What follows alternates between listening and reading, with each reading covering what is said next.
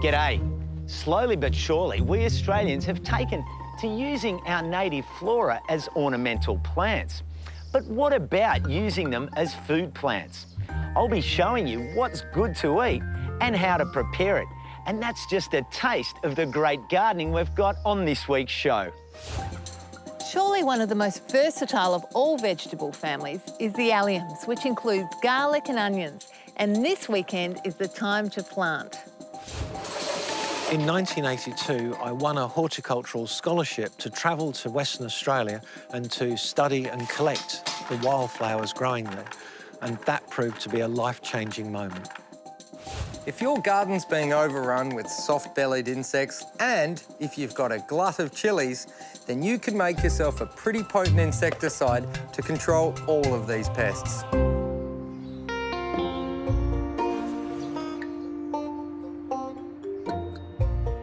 All gardens, especially those you care about, come with a list of things to do. And this one's no exception. The lawn needs mowing. Hydrangeas and agapanthus need deheading. The plumbago needs trimming, and there's always weeding to be done. But when, like Elaine Schofield, you've pushed past 70, had 4 knees done, and live alone, who you gotta call? The answer's simple. You call the Volunteer Task Force. And the crew from the Carlisle Depot are on their way. Meanwhile, Elaine's got me. Elaine, how are you? I'm fine, thank you, Josh. It's really lovely to meet you. Well, it's good to be here, and what a beautiful garden you've got. I love my garden.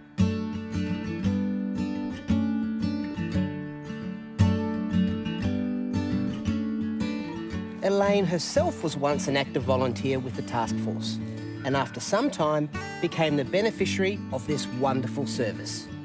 I find it wonderful that I can still enjoy the tranquility, the birds and everything in my garden, and you can hear them now.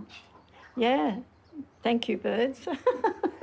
And you don't have to worry that things are getting away from you? No, because quite honestly, before Volunteer Task Force came along, I was seriously thinking, I can't do this anymore, and that perhaps I was seriously thinking that I would have to move. But I've been here 43 years and I love it.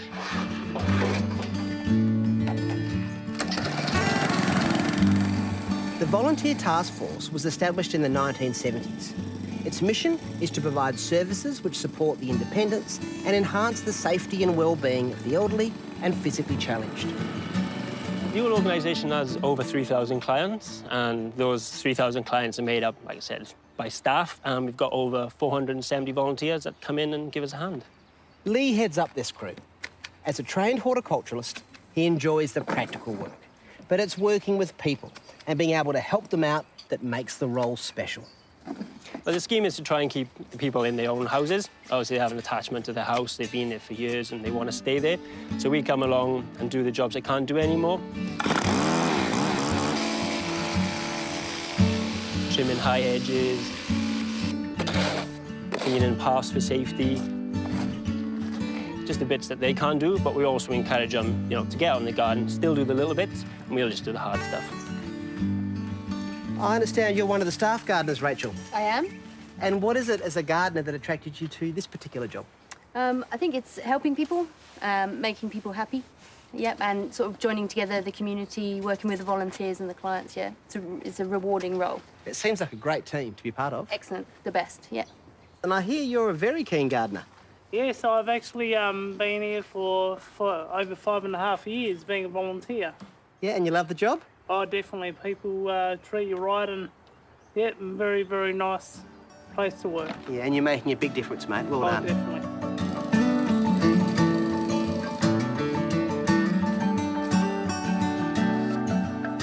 How long have you been involved in the program for? Over 4 years now.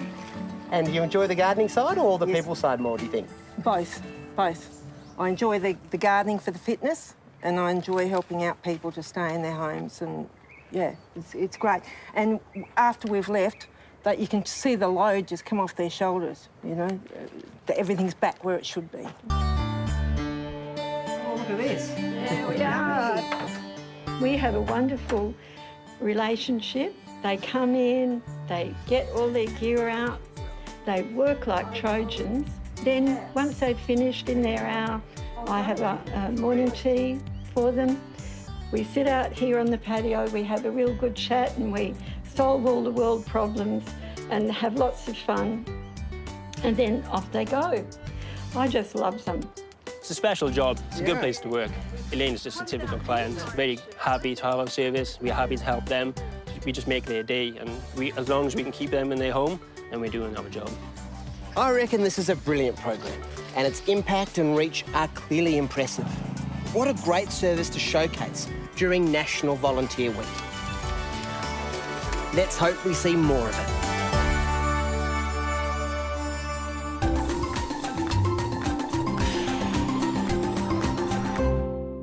If your garden's being overrun with soft-bellied insects like grey or green aphids, the larvae of cabbage white butterfly or scale, and if you've got a glut of chilies, then you can make yourself a pretty potent insecticide to control all of these pests. First off, you have to start with a base, and that's white oil. This is simply made with some dishwashing detergent in a liquid form, and that's about 1/4 cup. It allows all the other ingredients to stick to the insect. Next up, cooking oil, just the cheap stuff.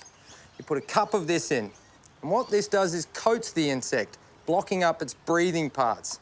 You're basically drowning the insect in oil. And that's your white oil concentrate. Just give that a shake, and there you go. Now, to give that some potency, it's time to put the chilies in.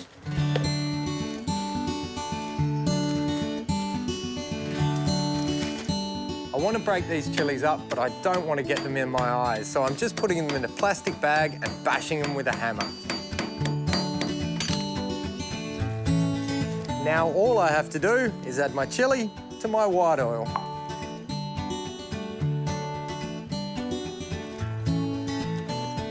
And there you go. There's your chili oil concentrate. That needs to infuse for about 3 days to become really potent. And then you mix that, about a teaspoon of it, in a litre of water. And you can spray it on your plants, covering your insects. But make sure that you don't spray on a windy day. Make sure that you're spraying your target insects, not beneficials like ladybirds or lacewings. Also, because it's got the oil in it, you don't want to be spraying this on a hot day, unless you want deep-fried plants.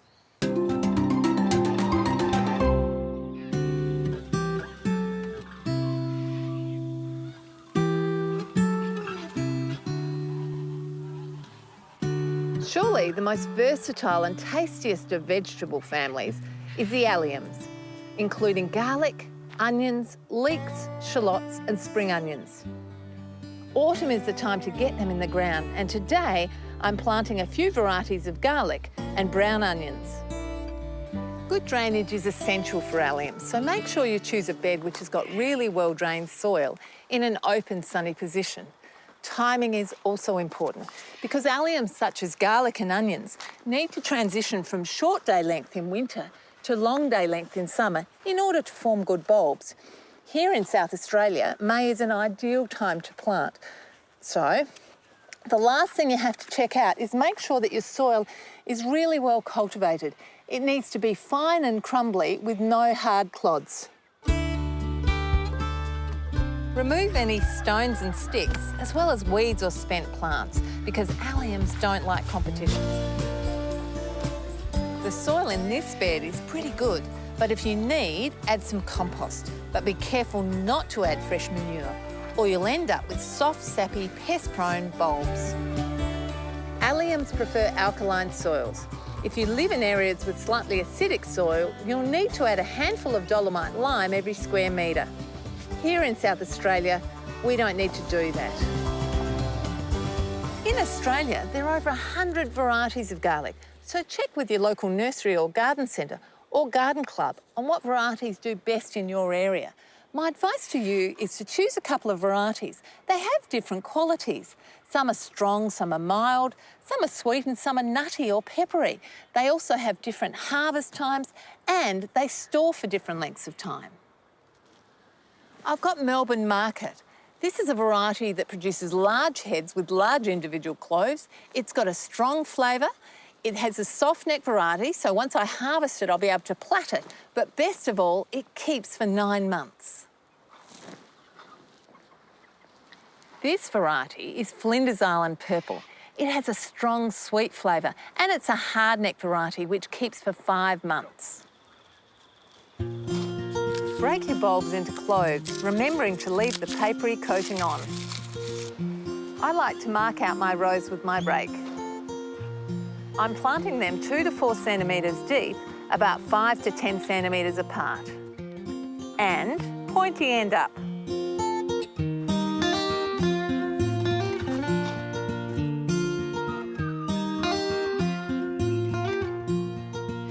Now, I find it best to grow onions from seedlings. And the variety I'm going to plant is one called Baron, very similar to Cream and Gold. It's a great versatile all-round onion. It's easy to grow and it stores really well. Now, the soil preparation for onions is just the same as garlic. You need to make sure you've got soil with a good fine tilth, and you need to get rid of any clods and make sure that the soil is well drained.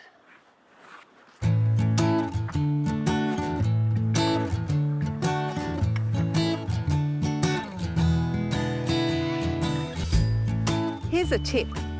I like to empty the punner and soak the soil ball in a tub of water briefly to wash the soil away and separate the seedlings easily. Then, I'm laying the individual seedlings in rows, with the seedlings about 5 to 10 centimetres apart, and backfilling to cover the roots. Don't worry if they're lying down. They'll right themselves in a week or 2. So that's it. Once planted, you can pretty much leave them to their own devices, although you do have to pull out any weeds that appear in amongst them as you go. And in 6 to 8 months, when they're ready to harvest, you'll be enjoying delicious homegrown garlic and onions, and I reckon they taste way better than anything you get in the shops.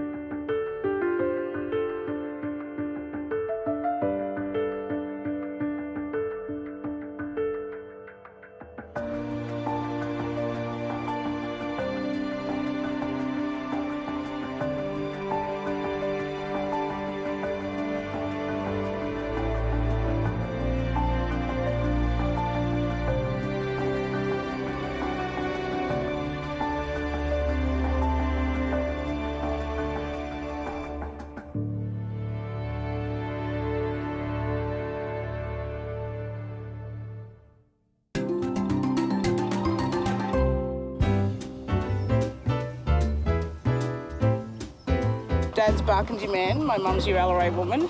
They both come from Brewarrina, New South Wales. Jodie Orcher is one of the terrific people working at the Sydney Botanic Gardens. She specialises in bush foods and how to use them. And she's going to show me some native plants that are good to eat, starting with warrigal greens.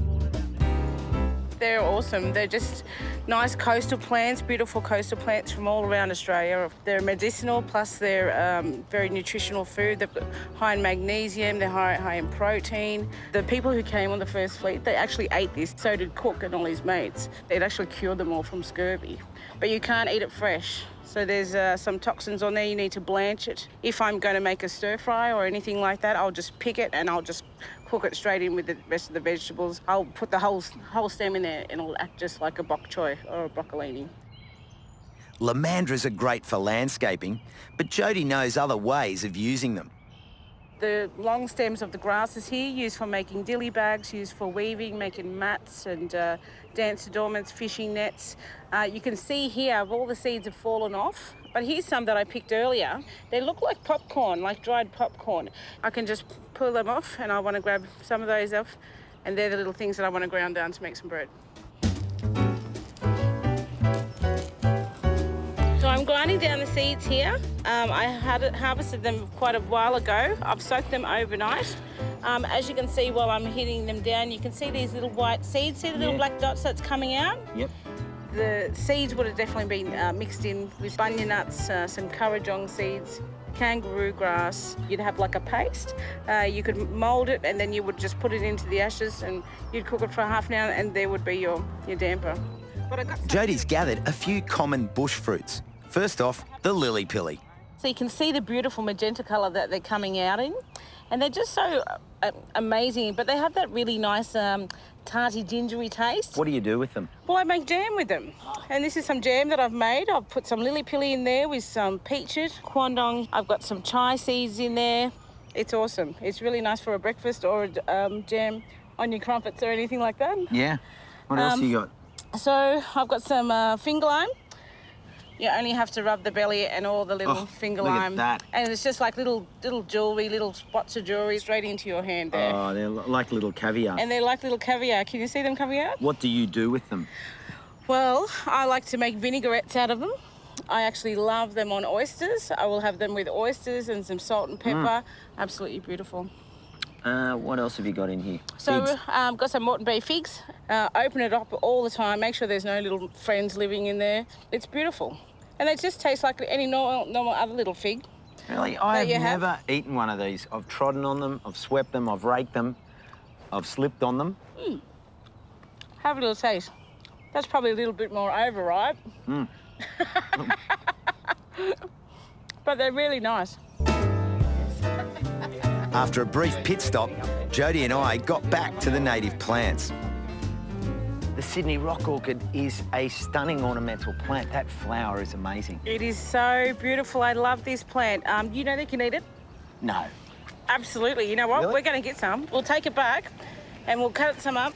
It is the most beautiful thing. It's like fibrous, you can see here, and it's got that texture, looks a little bit like sugar cane. Yeah. Here, and it's absolutely beautiful. We'll make some rock lily chips. All right. Sounds good to me.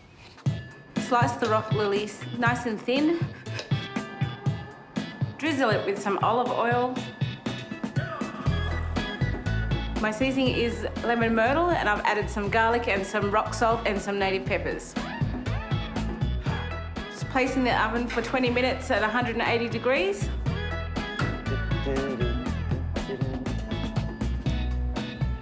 Then allow to cool so they become light and crunchy. Here you go, Costa, try these. Here we go. I've been looking forward to this. Sydney rock lilies covered with some lemon myrtle and garlic sprinkles. A bit like ginger crossed with cucumber with a lemon garlic flavour. Yep. It's nice. Quite chewy. Well, thanks so much for showing us some great native food plants. No worries, Costa. Thank you. I hope you guys come back again.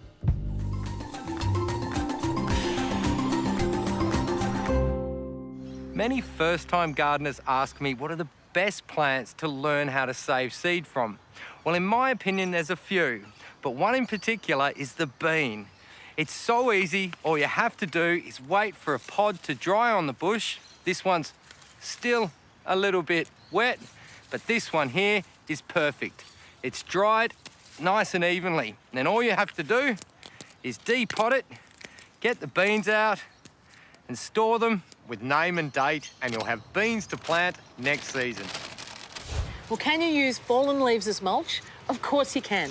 Anything organic will do a really good job. It'll insulate the surface of the soil and keep it cool and stop the weed seeds germinating.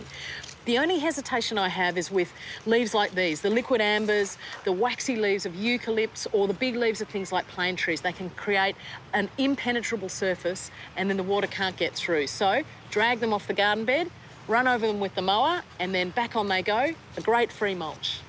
A common but important question, and that is, what is tip pruning? Well, in short, it's taking off the end growing shoot, which means you then get new growth coming from the nodes right beneath it.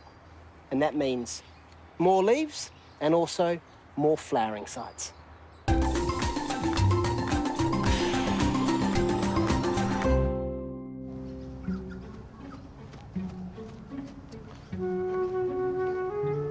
I'm Jerry Colby-Williams. I'm Gardening Australia's Queensland presenter, and I've been working on the show since 1999. The whole of my life is now focused around plants and growing, and it's woven its way into pretty much every aspect of my life. When I first started working with Gardening Australia, I was managing the Royal Botanic Gardens in Sydney. But in 2003, I decided to achieve a personal objective, which was to create an affordable, sustainable house and garden, a model for people to live well and thriftily. And I did that by moving to Wynnum in Brisbane, and gardening in the subtropics was a new adventure. I initially set out to prove what my grandparents taught me, which was 100 square metres of good soil can feed a person all year round. And you can do that easily here in southeastern Queensland. This is a baby praying mantis.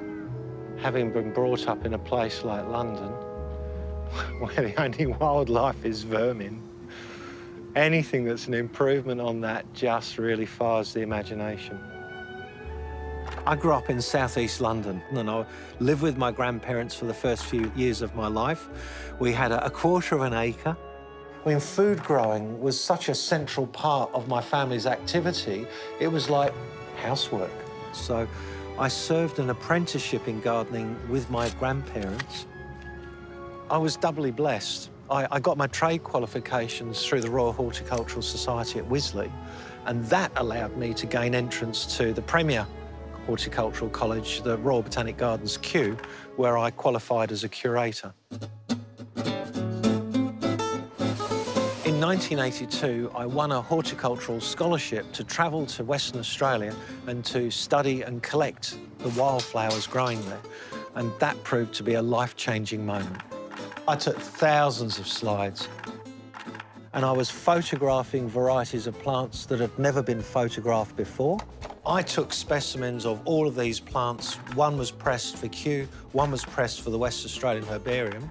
They never told me that I'd found these things. It was all through wildflower groups that I later found on. In one case, it was 30 years later that they actually told me I discovered this plant. The Harlequin bell, Darwinia polychroma. It made me want to move to Australia, but as so often happens, life got in the way, and it was another 10 years before I could make the move. Every day starts with feeding the animals. Well, this one's carrot, and this is chickweed. They get their names after their favourite food plants. Initially, I just found guinea pigs in my garden. They'd wandered off from somebody else's home. So I decided to put them to use. When I couldn't find the owners, I used them to start mowing my lawn. And now I can recommend a stocking rate of 1 guinea pig per 20 square metres will cut your grass for 7 months a year. They can't edge it. You have to do some work. But when I like things, I tend to collect them. I collect stamps. I collect Daleks. I confess to having a collection of Daleks. What do you do with aphids? Exterminate! This is my original stamp book from the 1960s. I got interested in stamps because my grandfather and my father gave me their collection when I was a tot. I also have a wonderful collection of old cigarette cards. Some are over 100 years old. So I've got English wildflowers. The collection actually started when I was a kid, and I used to go to work sometimes with my father when he used to mind me, and one of his colleagues collected cigarette cards, and he basically collected them for me. This set is from 1926, but this set here, this is over 100 years old, and they're particularly valuable. Everything you could possibly need.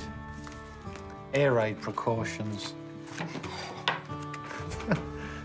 I guess my family's history became more important to me when I came to Australia. Most of the women in my family were totally non-nostalgic, and so everything was thrown out when members of the family died. I was somebody that didn't do that, so all I have is really just a few fragments that I've pulled together from my family's history. This is my granddad's propagating knife, and he left his sharpening stone, so I can still use granddad's stone to keep his knife working, which I think is a nice little touch.